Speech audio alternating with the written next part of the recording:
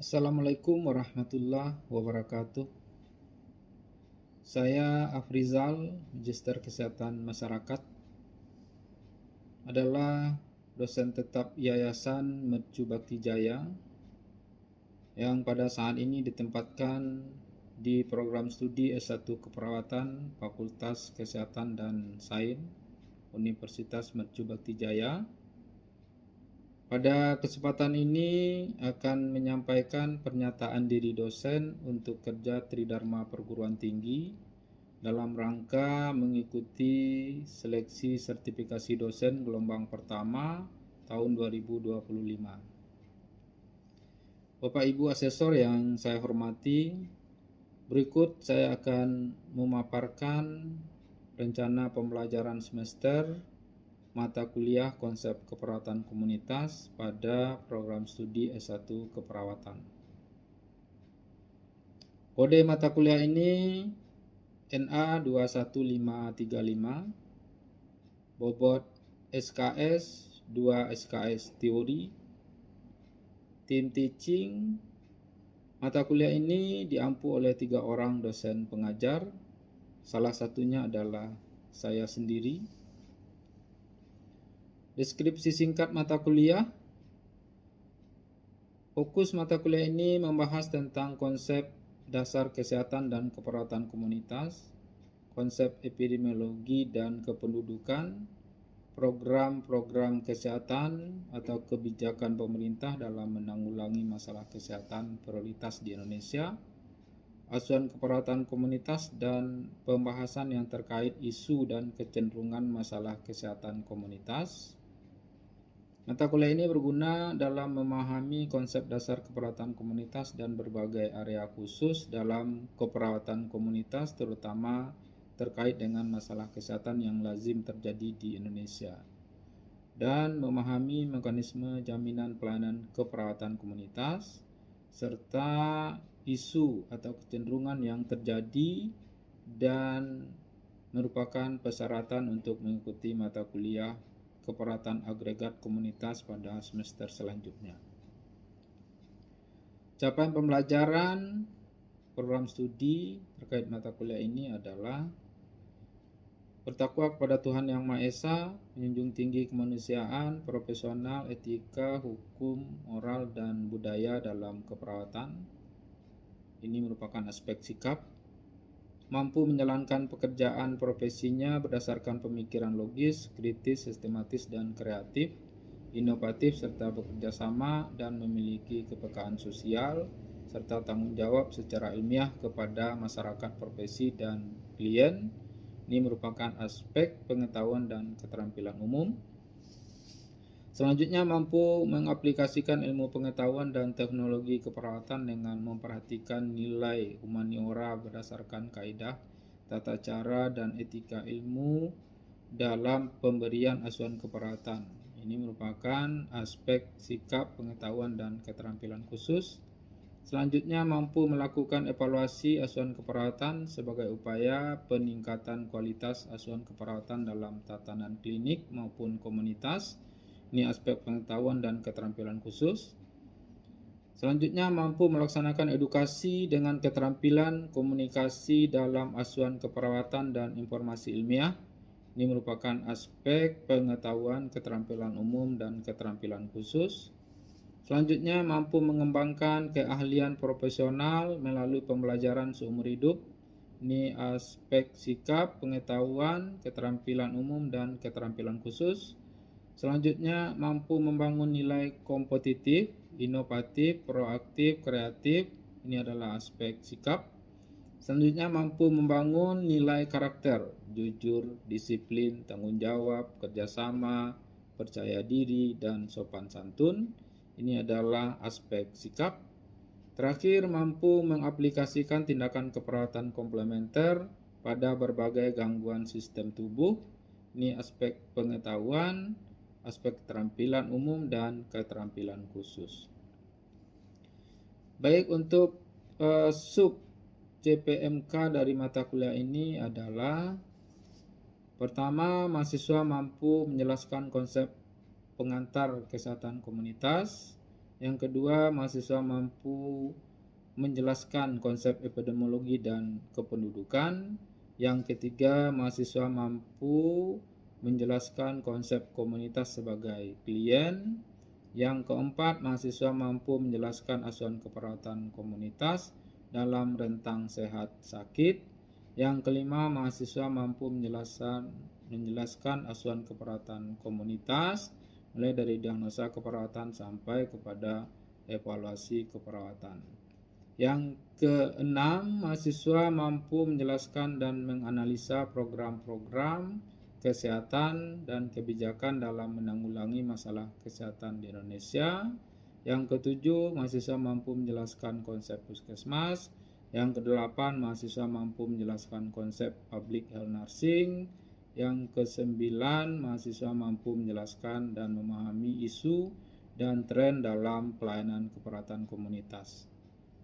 Referensi atau daftar pustaka yang menjadi bacaan sumber pada mata kuliah ini adalah Anderson dengan judul Community as Partner, kemudian Allender dengan judul Community Health Nursing Promoting and Protecting, kemudian Friedman dengan judul Family Nursing, terus Mas Riyadi dengan judul buku Epidemiologi Kesehatan Masyarakat, kemudian tim Pokja yang berkaitan dengan panduan standar diagnosa keperawatan Indonesia yang diterbitkan oleh DPP PPNI.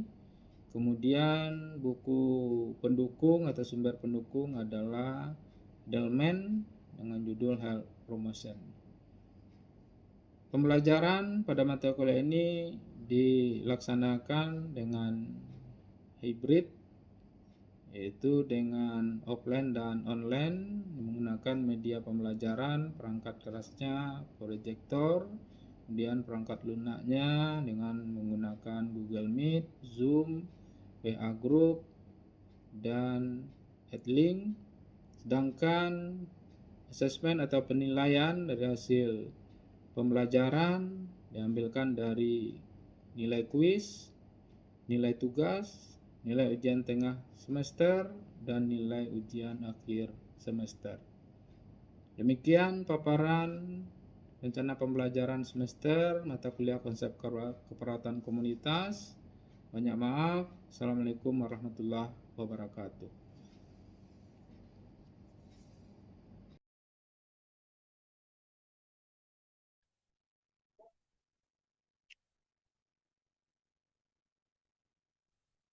Baik, Assalamualaikum warahmatullahi wabarakatuh. Waalaikumsalam warahmatullahi Waalaikumsalam wabarakatuh. warahmatullahi wabarakatuh.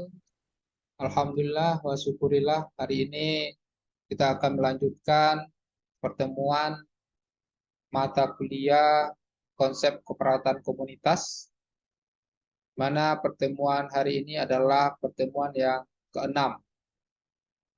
Dan bahasan kita hari ini adalah tentang masalah keperawatan dan kaitannya dengan konsep epidemiologi. Jadi bahasan kita hari ini adalah konsep epidemiologi. Nah, kenapa bahasan konsep epidemiologi masuk ke salah satu kajian yang ada di keperawatan komunitas? Ya, seperti yang sudah kita diskusikan sebelumnya, ya, pada pertemuan yang kelima, kita membahas tentang PHN. Apa itu PHN? Public Health Nursing. Ya, adalah public health nursing, di mana di situ kita bisa menyimpulkan public health nursing itu merupakan suatu kombinasi ilmu keperawatan dan ilmu kesehatan masyarakat. Nah, dalam perkuliahan konsep keperawatan komunitas, maka yang digabungkan itu adalah ilmu yang terkait dengan kesehatan masyarakat dengan ilmu keperawatan. Nah, barulah di situ terimplementasi nanti keperawatan komunitas. Nah, sedangkan konsep epidemiologi ini merupakan bagian dari ilmu-ilmu yang ada di kesehatan masyarakat. Maka kalau kita bicarakan tentang epidemiologi, maka di situ sudah masuk kita ke unsur kebahasan yang ada di kesehatan masyarakat. Nah, selanjutnya kita akan lihat ya terminologi atau pengertian dari epidemiologi itu. Nah, kita mulai dari kata yang membangun epidemiologi.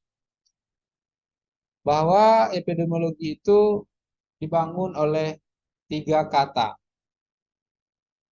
yaitu ada kata epi, ada kata demos, dan ada kata logos.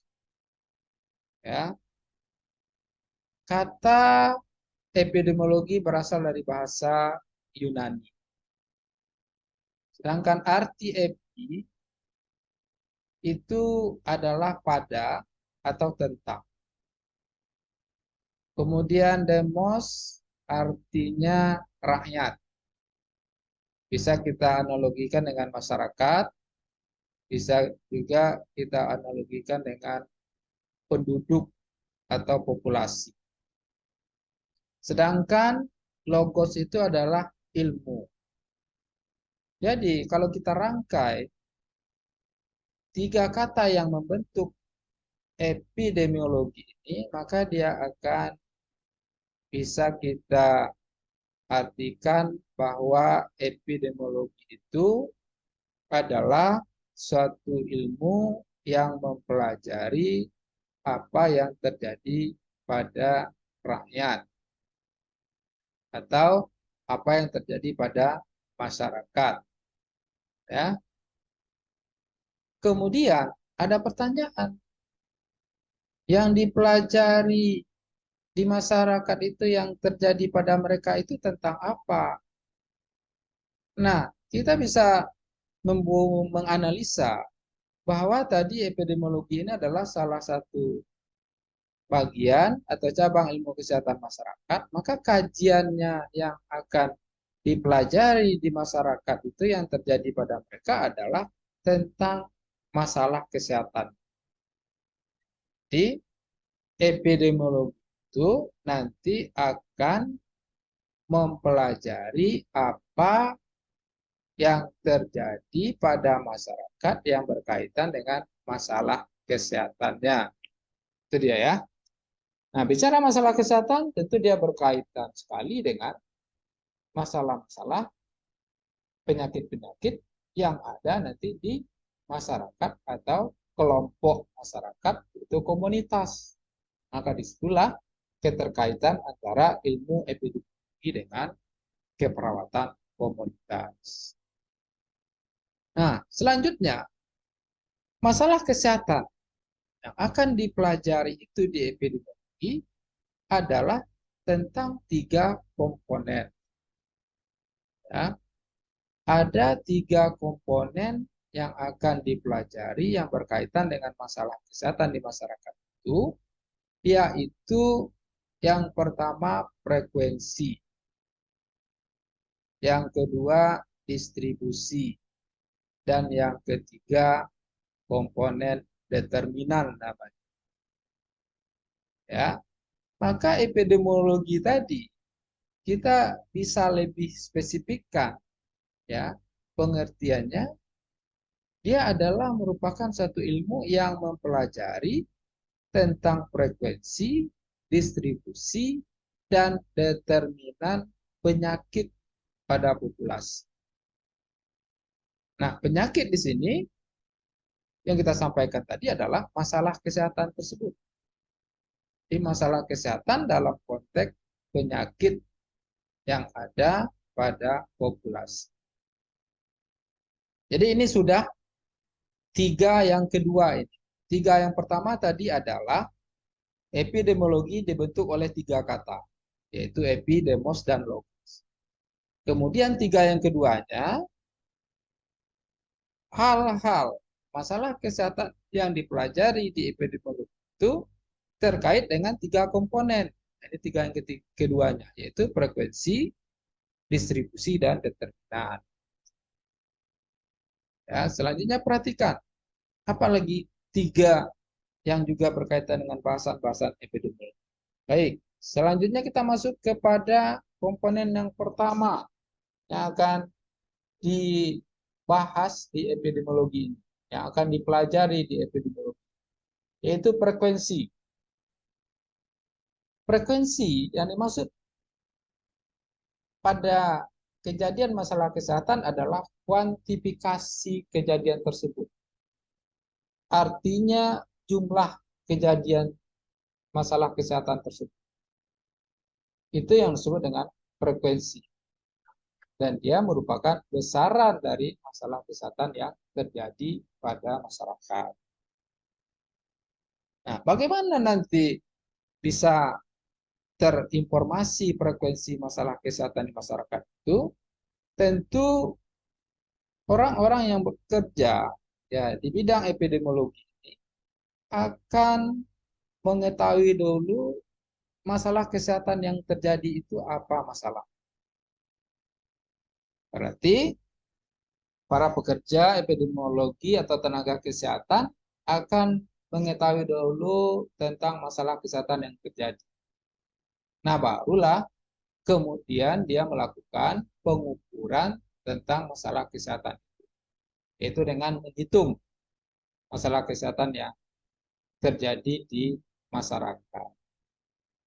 Nah, nanti akan keluar informasi bahwa masalah kesehatan yang ada itu sekian kasusnya.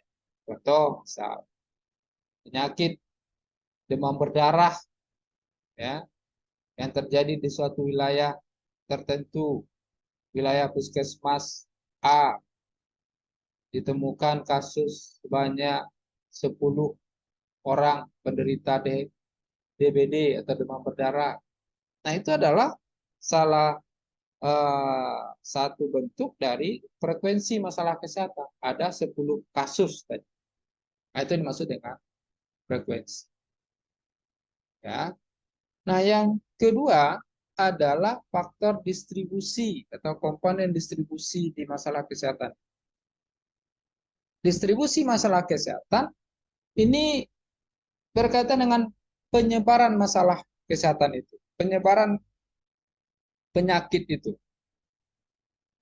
Bagaimana masalah kesehatan itu terkelompok ya pada suatu kondisi tertentu.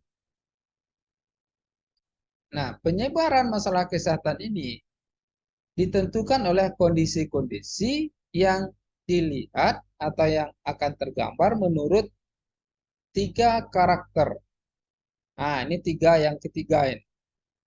Tiga yang ketiga yang sudah terkait dengan kajian epidemiologi, yaitu distribusi penyakit atau distribusi penyebaran masalah kesehatan yang akan tergambar nanti menurut tiga karakter. Yang pertama adalah berdasarkan karakter orangnya. Yang kedua berdasarkan karakter tempatnya. Yang ketiga berdasarkan karakter waktu. Jadi, nanti informasi tentang distribusi masalah kesehatan akan tergambar berdasarkan orang. Siapa yang sakit? Ya. Orangnya laki-laki atau perempuan. Orangnya usia kelompok bayi atau usia kelompok dewasa. Atau kelompok usia lanjut. Atau kelompok remaja. Itu dari usia. Kemudian orangnya bagaimana perkaitan yang berkaitan dengan pekerjaan. Dia bekerja sebagai ASN kah, ya, apakah sebagai pedagang, sebagai ibu rumah tangga. Nah, itu sudah terkait dengan karakter orang. Dan banyak lagi faktornya. Bagaimana budaya orang itu, ya, bagaimana imunitas orang itu sudah faktor-faktor yang ada pada karakter seseorang. Nanti akan membedakan masalah kesehatan yang akan terjadi dengan mereka di antara karakter yang berbeda. Yang kedua adalah karakter tempat. Nah, di mana masalah kesehatan itu terjadi? Apakah kalau kita lihat berdasarkan geografis, apakah masalah kesehatan itu terjadi di dataran tinggi atau dataran rendah? Karena lokasi tempat itu akan mempengaruhi masalah kesehatan yang ada di situ. Akan berbeda penyakit, ya, orang-orang yang eh, berdomisili di dataran rendah dengan orang-orang yang berdomisili di dataran tinggi. Itu dari faktor tempat. Yang ketiga adalah faktor waktu. Nah, waktu juga nanti akan menentukan kapan penyakit itu, kapan masalah kesehatan itu muncul. Ya, kapan terjadi masalah kesehatan? Ada kaitannya dengan waktu. Waktu ini bisa dianalogikan dengan musim, bisa dianalogikan dengan cuaca, ya, bisa dianalogikan dengan suatu rentang waktu tertentu, periode tertentu, bisa dengan kondisi suatu panas, dingin, hujan, itu adalah masalah waktu. Jadi pada waktu-waktu tertentu, waktu-waktu yang berbeda, berbeda pula masalah kesehatan yang akan muncul. Waktu musim dingin, masalah kesehatannya beda dengan musim panas. Ya, di waktu curah hujan tinggi, masalah kesehatannya beda dengan waktu curah hujannya rendah. Nah, itu dari segi waktu. Nah, yang ketiga apa? Komponen yang dibahas di masalah kesehatan ini, di epidemiologi. Pertama frekuensi, yang kedua distribusi, yang ketiga? Determinan, Pak. Yang ketiga determinan. Ini dia. Nah, kajian determinan ini adalah suatu analisis, ya, di dalam ilmu epidemiologi untuk mengetahui faktor-faktor yang memberi resiko terhadap terjadinya penyakit atau masalah kesehatan. Jadi epidemiologi nanti akan menghasilkan suatu kesimpulan apa yang menjadi penyebab terjadinya masalah kesehatan di suatu populasi, di suatu kelompok masyarakat, di suatu komunitas, ya. Apa penyebabnya? Ini akan muncul kalau sudah ada analisis, ya, tentang masalah kesehatan itu berdasarkan ilmu epidemiologi, di mana didahului dengan adanya suatu rumusan hipotesa, dugaan sementara yang bisa menyebabkan masalah kesehatan di suatu daerah, ya, di suatu masyarakat. Maka kalau ada suatu rumusan hipotesanya, ada dugaan sementaranya, maka akan diuji hipotesa itu, ya, dengan suatu metode yang sudah ditetapkan, ya, secara ilmu statistik. Maka hasil uji hipotesa nanti akan menghasilkan suatu kesimpulan. Nah, kesimpulan inilah yang menjawab apa determinan yang menjadi penyebab masalah kesehatan di suatu daerah, di suatu kelompok masyarakat atau populasi.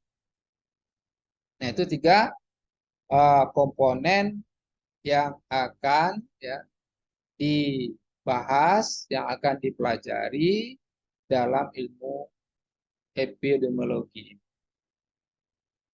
Nah, dengan tiga komponen tadi, epidemiologi, ya, dan penjelasan-penjelasan terkait dengan kata-kata yang membangun epidemiologi, kemudian terkait juga dengan komponen distribusi yang menjelaskan ya, atau menggambarkan masalah kesehatan itu berdasarkan karakter orang, tempat, dan waktu, maka kita bisa buat suatu kesimpulan tentang epidemiologi itu. Nah, apa? Siapa yang punya pendapat? Apa kira-kira kesimpulan yang komprehensif ya, yang menyeluruh tentang epidemiologi berdasarkan penjelasan tadi? Siapa yang bisa buat kesimpulan? Epidemiologi itu apa? Berdasarkan penjelasan-penjelasan yang sudah disampaikan tadi. Apa? Siapa yang punya pendapat? Ya, apa epidemiologi? Siapa yang bisa merangkai ya ulasan kita tadi, paparan tadi? Ya, silakan. Yang bisa merespon. Izin Pak. Ya, silakan. Al-Hadid. Uh, Baik, epidemiologi itu merupakan bagian dari ilmu-ilmu kesehatan masyarakat yang dibangun oleh tiga kata, epi, demos, dan logos. Ilmu ini mempelajari tentang frekuensi, distribusi, dan determinan penyakit pada suatu populasi wilayah. Yes. Berarti Sekian, Pak. epidemiologi itu ya, apa yang disampaikan Al-Hadid tadi, dia sudah terkait dengan faktor distribusi, frekuensi, dan determinan. Itu kajian. Nah, Adit tadi sudah menyampaikan, maka itu sudah terangkum ya di dalam definisi ini secara komprehensif. Maka dia tentu akan lebih menyeluruh, ya, pengertiannya lebih lengkap kalau kita sudah memasukkan semua komponen-komponen yang sudah disampaikan tadi, termasuk yang disampaikan Adit tadi. Itu epidemiologi itu mengukur suatu kejadian, itulah frekuensi, kemudian mendistribusikan kejadian tersebut menurut tiga karakter tadi, yaitu orang, tempat, dan waktu, kemudian berupaya untuk menentukan faktor yang menyebabkan terjadinya kejadian tersebut. Apa kejadian itu? Masalah kesehatan. Nah, ini yang batasan epidemiologi itu secara detail ya, secara jelas yang sudah merangkum yang terkait dengan apa yang dipelajari, apa yang dihasilkan, ke faktor apa yang akan dilihat, ini sudah terangkum menjadi satu definisi tentang epidemiologi secara lengkap. Nah, ada beberapa informasi bagaimana epidemiologi itu sampai ke kita, dan ini sudah diawali oleh tokoh-tokoh sebelumnya yang berperan di ilmu epidemiologi. Siapa itu? Dari perkembangan sejarahnya ada Hippocrates. Dia ini adalah seorang bapak kedokteran modern, di mana pahamnya atau pola pikirnya yang berkontribusi terhadap ilmu epidemiologi adalah tentang bahwa Hippocrates ini berkeyakinan terjadinya penyakit pada manusia itu ada hubungannya dengan faktor eksternal. Apa faktor eksternalnya? Yaitu udara, air, dan tempat. Jadi seseorang bisa sakit karena dipengaruhi oleh lingkungan luar dirinya. Yaitu bisa air, bisa udara, bisa tempat. Nah, inilah yang sudah ada cikal bakal pemahaman bahwa epidemiologi nanti belajar tentang masalah penyebab terjadinya suatu penyakit, yaitu determinan. Yang kedua adalah John Brown namanya. Tokoh ini sudah melakukan penghitungan ya, mengukur. Nah, ini berperan dia dalam mengaplikasikan komponen frekuensi. Jadi dia sudah menghitung bagaimana pola penyakit itu, kemudian membedakan angka kelahiran dan kematian antara laki-laki dan perempuan, ya, itu sudah muncul nanti informasi tentang frekuensi masalah kesehatan atau besaran. Kemudian yang ketiga namanya William Farr. William Farr ini menyumbangkan pemikirannya dan beraktivitas di epidemiologi dalam mengumpulkan data-data tentang kematian. Kemudian selain mengumpulkan data kematian, William Farr sudah melakukan analisis penyebab kematian tersebut. Ya, berarti dia sudah ikut serta beraktivitas untuk menyelidiki determinan, ya, masalah kesehatan.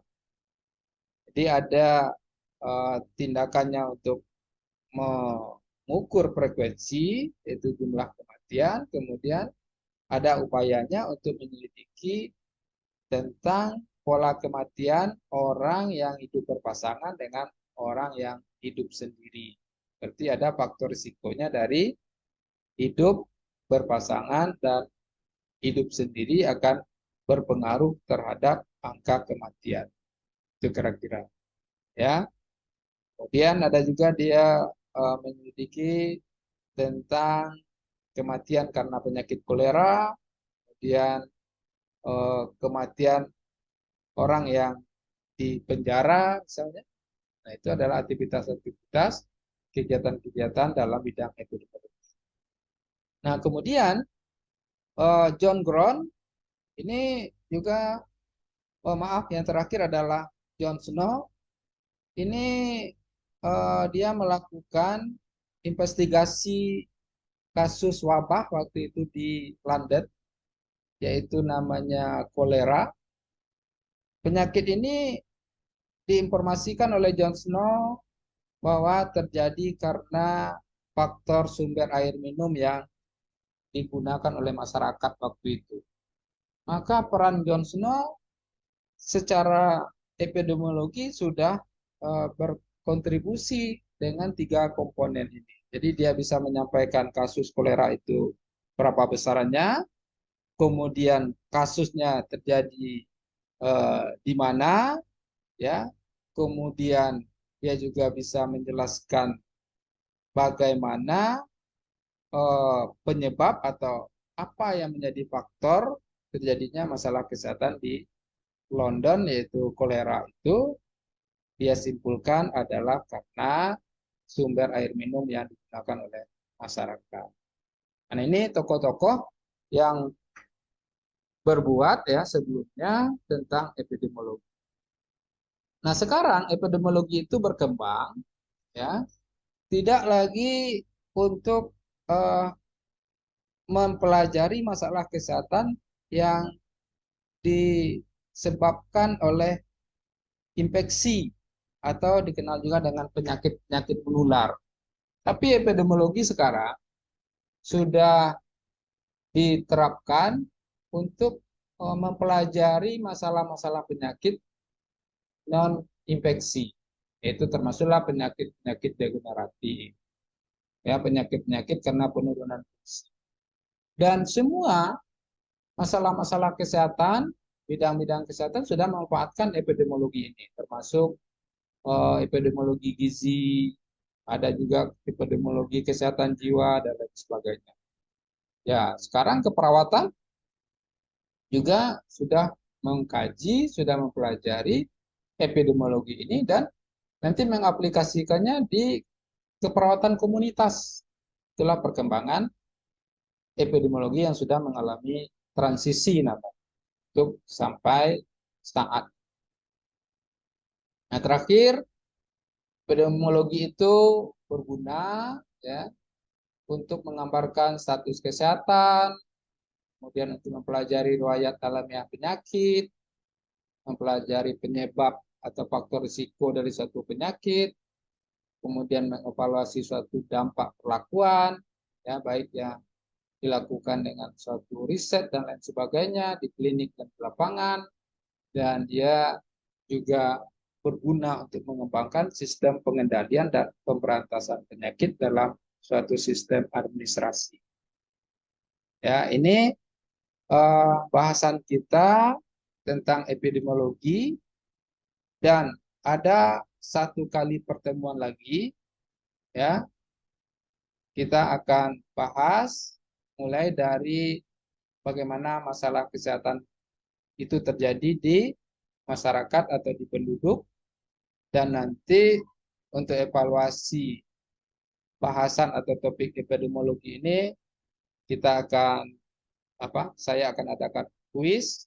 Nanti kuis itu ya saudara jawab beberapa pertanyaan terkait dengan pokok bahasan epidemiologi. Mungkin untuk hari ini ya saya cukupkan segini dulu. Pada pertemuan selanjutnya kita lanjutkan satu kali lagi bahasan tentang epidemiologi. Terima kasih atas perhatiannya. Kita akhiri dengan mengucapkan alhamdulillahirrahmanirrahim, dan silakan kita untuk end meeting. Assalamualaikum warahmatullahi wabarakatuh. Waalaikumsalam Waalaikumsalam warahmatullahi wabarakatuh. Makasih, Pak. Terima kasih, Bapak. Oke, sama-sama.